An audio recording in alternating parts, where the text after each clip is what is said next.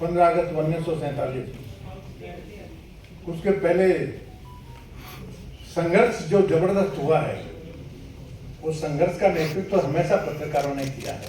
ये इतिहास बहुत तो काफी बता दिया, परंतु जैसे पुराना मेरे पास जो, अब मैं भी पत्रकारिता में मेरे भी चले गए 75 हूं मैं। मेरा काम प्रोफेसर का ही रहा है, मेरा कोई बड़ा प्रेस नहीं है। That is if you had happen some time to go to Nagpur, my father you must have seen journalist, और गोपाल कृष्ण गोखले का वहाँ पेपर था। 75 से हमारे पास में आया, बंद हो गया था, सब लोग आए टुकोरी। 75 से अब तक मेरा काम खाली प्रोफेसर का ही रहा, क्योंकि पेपर किसका शुरू किया हुआ था? गोपाल कृष्ण गोखले का, servants of India society. Gopal Krishna Gokhale उसके प्रमुख थे। तो उसकी जगह बाद में मेरे हाथ में आया, तो कितना बड़ा बर्डन रहा होगा मेरे ऊपर, आप कल्पना करो। एथिक्स का, जर्नलिज्म एथिक्स को, तो मेरा दिल्ली जितने साल में रहा, हमारे पास जितने भी जर्नलिस्ट थे, सारा जी आपको मैं बताता हूँ, 4 एडिशन है। उस जमाने में शुरू किया था, जो लाइनो मोनो थे, टेक्नोलॉजी थी नहीं, पुरानी टेक्नोलॉजी, फ्लैट बेड रोटरी पे छपना, लाइनो और मोनो। रोज कंप्लेंट आती थी, फोरमैन आके ये कंप्लेंट करता था कि आज तो 3 किलो तांबा कम हो गया। तांबा मेरे धोखे आता था, उसको टाइप कर देते वो जमाने में, है? ब्लॉक बन के आखिर तक के रुकता था पेपर कि ब्लॉक बन के आ जाए ब्लॉक मेकर के पास से, है? तो ब्लॉक वो जमाने से टेक्नोलॉजी कहाँ तक कहाँ पहुंच गई थी। तो टेक्नोलॉजी का कमाल है। आज तो इंटरनेट पे पेजेस जाते हैं, पूरे के पूरे मिनटों में आप कितने भी एडिशन कर लो, पेजेस पूरे ट्रांसफर मिनटों में हो जाते हैं। टेक्नोलॉजी है ना, इसलिए कोई वो प्रॉब्लम नहीं है। उस जमाने में तो 2 एडिशन 3 एडिशन 4 एडिशन में प्रॉब्लम आता था, डिफिकल्ट था जमाना। तो उस जमाने में यदि देखा जाए, मेरे पास जो बंगाल गजट शुरू हुआ था, और ये जेम्स अगस्टिन हिकी जर्नलिस्ट था, उसने शुरू किया था। परंतु वो देशभक्त था, अंग्रेजों का गुलाम नहीं था। वो सही चीज लिखता था, और 2 साल की सजा भी काटा उसने, यूरोपियन ने उसको 2 साल की सजा दी गई थी जेम्स हिकी को।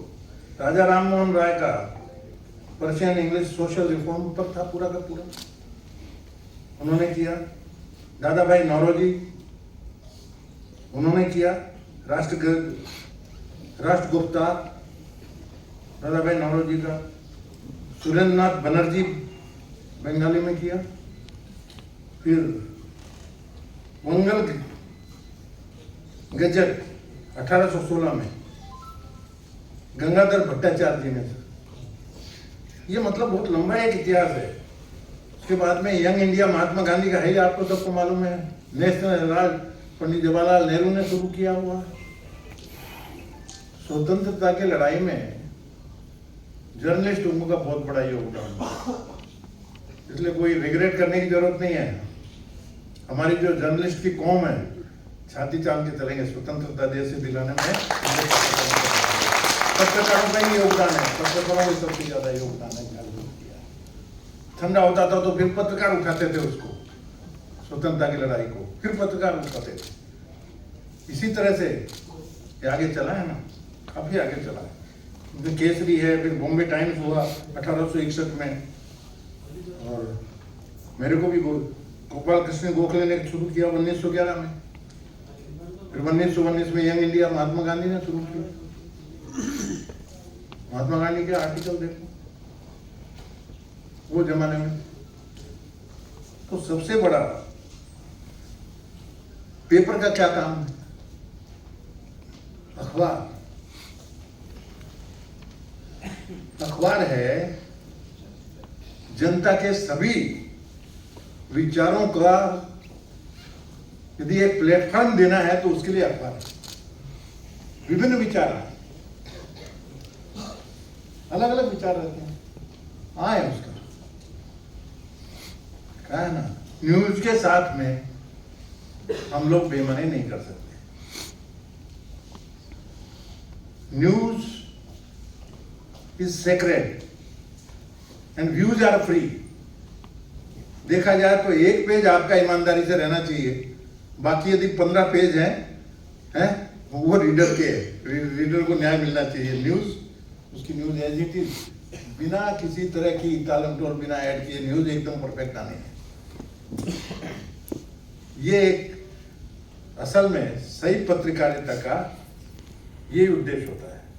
पेपर का एक व्यूज है, सब देखे, अलग अलग विचारधारा देख के ये कहने का कि भाई साइनाथ जी ने ये कहा है, बनवारीलाल पुरोहित ने ये कहा है, बलविंदर सिंह जी ने ये बातें कही, पर हमको ये तीनों की बात में, इसकी बात में ये 2 शब्द बोले वो बहुत अच्छे लगे।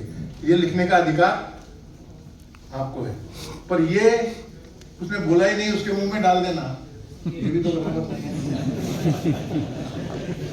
वो गलत हो जाता। इसलिए न्यूज बिल्कुल सेक्रेट, और एक डाउट जरा सा भी हो न्यूज मत छापो, बिल्कुल नहीं। जरा भी डाउट रहा ना, कंपटीशन है, अभी पत्रकारों में कंपटीशन है। ये स्टोरी मैंने ग्रैब कर लेना है तो दूसरा छापे उसके पहले मैं छाप दूं, पहुंचा नहीं पहुंचा कर दिया। ये कंपटीशन में उसमें गलती भी हो जाती कई बार, ये बिल्कुल नहीं। उसका सीधा है, if you are in doubt cut it out, बिल्कुल नहीं, उड़ा दो। डाउट है तो छोड़ दो, वो लालच जो होगा, एक दिन हम पीछे रह गए, हरकत नहीं, 4 दिन आगे रहेंगे, बाद में मैदान करेंगे। पत्रकारिता का सीधा सीधा, और एक चिंता करने की जरूरत नहीं। सभी न्यूज़पेपर पे, I am not against the capitalist, संघर्ष है, इस दुनिया में सबको हक है ना, समाज है, छोटा भी जिएगा बड़ा भी जिएगा। छोटे पेपर में काम करते हैं उसकी जो हैसियत है, जबरदस्त मान लो यदि बहुत संघर्ष कर लिया, पेपर की ताकत ही नहीं देने की, कैसे भी हैंड टू माउथ चल रहा है, छोटा पेपर है। अब यदि वहां पर आंदोलन करके क्या निकालने वाले हो, पेपर बंद होने के अलावा रास्ता क्या है उसका? तो तानना जितना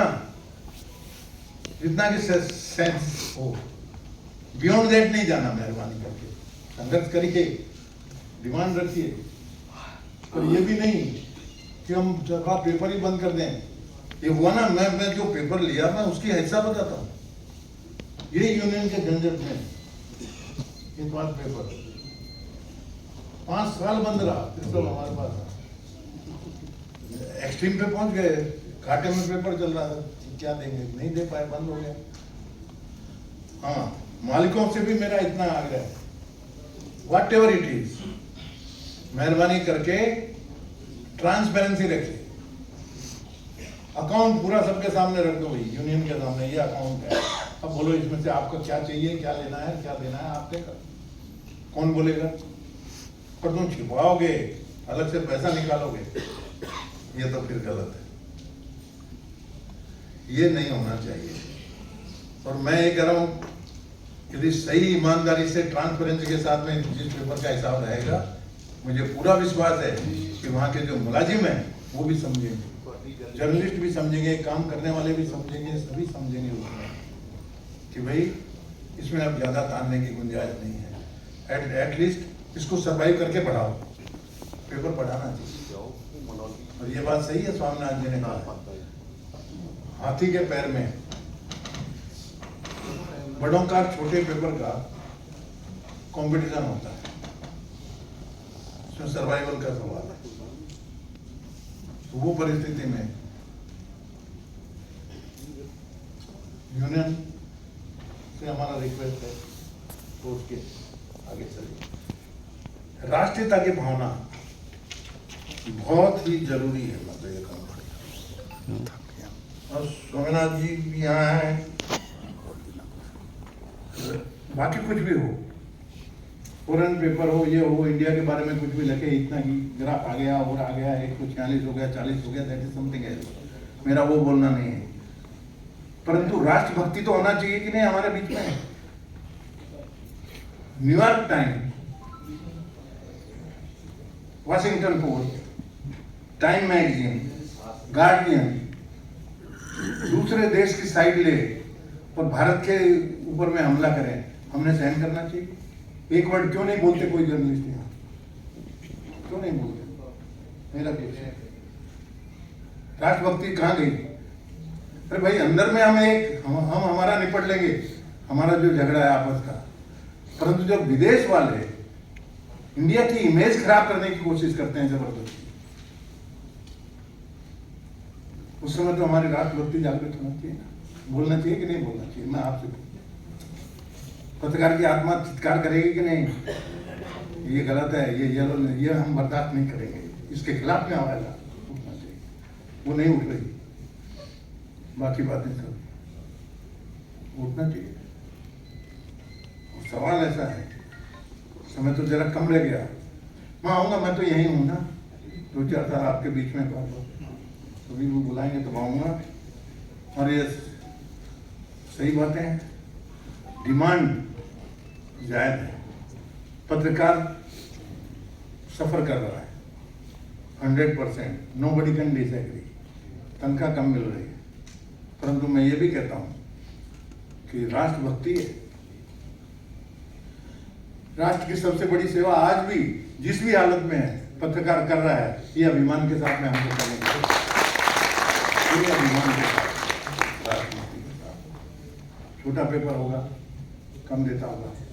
अब सवाल आता है, कई प्रॉब्लम है, और क्वेश्चन हर सिक्के के 2 पहलू होते हैं, एक आर्गुमेंट के 2 बातें हो सकती है। अब जैसे कि ये एफिडेविट लिखा लिया कि पत्रकार ने, अब छोटे पेपर है, एक गांव में कहां से पत्रकार अपॉइंट करेंगे? मेरे को जवाब दो। 5000 गांव है, कहां से देंगे? तालुका भी कितने भी हुए, छोटा पेपर कहां से देगा? है वो क्या करता है? गांव में गया, प्रोफेसर दिखा, यार प्रोफेसर कोई खास यदि न्यूज हो कभी महीना 15 दिन में तो न्यूज भेज दिया कर, तेरे गांव की न्यूज भेज दिया कर। तो वो प्रोफेसर है, टीचर है, यदि उसको पत्रकार बना लिया तो गुनाह किया क्या? मेरे को इसको बता दो। उसको दे रहे हैं, मैं ठीक है, तुम भी ले लो 4-5 हज़ार रुपये एक्स्ट्रा, आप पत्रकार रहिए, सम्मान मिलता, सम्मान से रहिए, कोई न्यूज यदि घटना है तो हमको भेजिए, नथिंग रॉन्ग। हर चीज के 2-2 पहलू होते हैं। तो मेरा क्या है कि बैलेंस करके, क्योंकि मैं तो अब पत्रकारिता में नहीं, 7 साल से मैं बाहर हूँ, 7 साल के अंदर काफी चेंजेस हुए। ईमानदारी की बात बोलूँ तो ये जो बातें हुई है, बहुत से एक्ट वगैरह नए क्या है मेरे को मालूम भी नहीं, क्योंकि मेरा ताल्लुक रहा नहीं। बट 50 साल रहा हूँ, 40 साल की सेवा है, और मैंने तैयार कर ली। हमारा पेपर का ग्रेड रहते हैं ना आजकल, तो हमारा तो रीजनल पेपर है, विदर्भा, छत्तीसगढ़, महातोसर, 4 एडिशन है, और 4 एडिशन से वो पेपर निकलता है।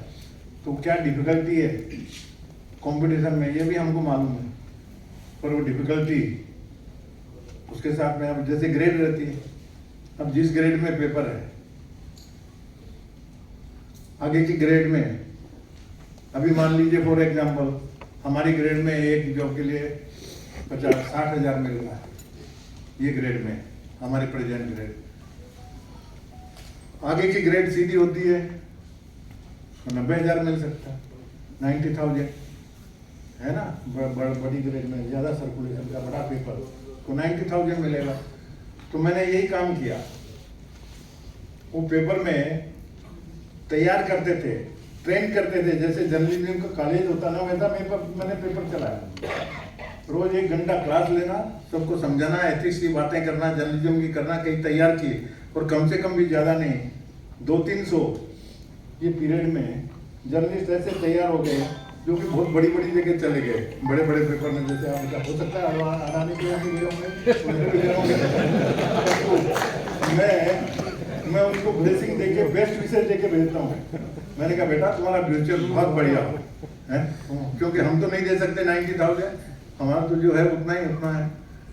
तो हर पहले के 2 है। मैं तो कह रहा हूँ, मैं आपका वेल विशर हूँ। अभी आपने की यूनियन की तरफ से फोटो भी खिंच गई है, डिमांड का पत्र है।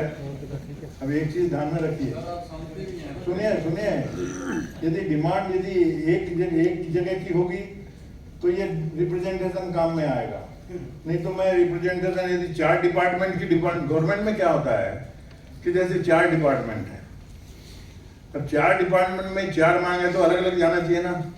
तो ये रिप्रेजेंटेशन मैं एक जगह ही भेज दूंगा तो बाकी 3 खाली रह गए कि नहीं। तो ये मैं पढ़ूंगा, पढ़ के मैं आपको भेजूंगा। यदि उसमें एक ही डिमांड होगी, एक डिपार्टमेंट की होगी तो डायरेक्ट बड़ा मैं रिकमेंड करके भेजूंगा।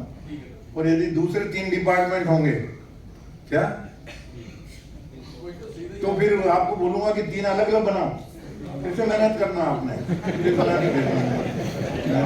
तो वो तीनों अलग अलग डिपार्टमेंट की डिमांड है, वही जर्नलिस्ट लोगों की डिमांड है, इस पर आप गंभीरता से आप विचार करो हैं, तो उतना मैं देख लूंगा। I will take into consideration. मेरी बहुत बहुत शुभकामनाएं आपको। पहली मुलाकात हुई, अच्छी हुई, और बाकी तो जनरल बातें बाद में करेंगे। हम तो सब चाहेंगे कि और भी मुलाकातें होती रहे आपसे। बिना आप बुलाओगे ठीक ठाक ढंग से तो आऊंगा।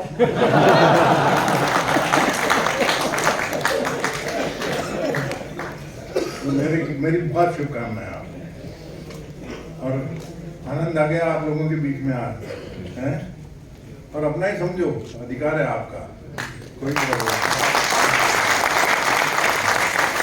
मैं चाहता हूँ बहुत कुछ है, आई एग्री स्वामीनाथन जी इस जगह में। अब बड़े मीडिया हैं, वो बड़ा दे सकते हैं, बड़े लोग जाते हैं, उनका एक अलग पॉलिसी होगी। छोटे मीडिया भी अपना सर्कुलेशन के बेसिस पे एडवर्टीजमेंट का जमाना हो गया, अब कहीं से प्रॉब्लम है। तो आज के इस दिन नेशनल प्रेस डे, आज का दिन मेरा पहला इंटरेक्शन आप लोगों से ऑफिशियली तरीके से हुआ है, ठीक ढंग से हैं। मेरी बहुत बहुत, if we see the truth and cease to speak the day we start dying, ये किसने बोला है? मार्टिन लूथर किंग ने। मतलब सच्चाई हमारे सामने है, हम लिखेंगे जो भी होना होगा, हैं? क्यों चुप रहेंगे हम? अन्याय यदि हमारे सामने है, देना चाहिए, छिपेंगे नहीं। सच्चाई के रास्ते पे चलिए, विजय आपकी होगी 101%। दूसरा फार्मूला ही नहीं है, सच्चाई की कहीं हार होती नहीं है, ये आप ध्यान में रखिए।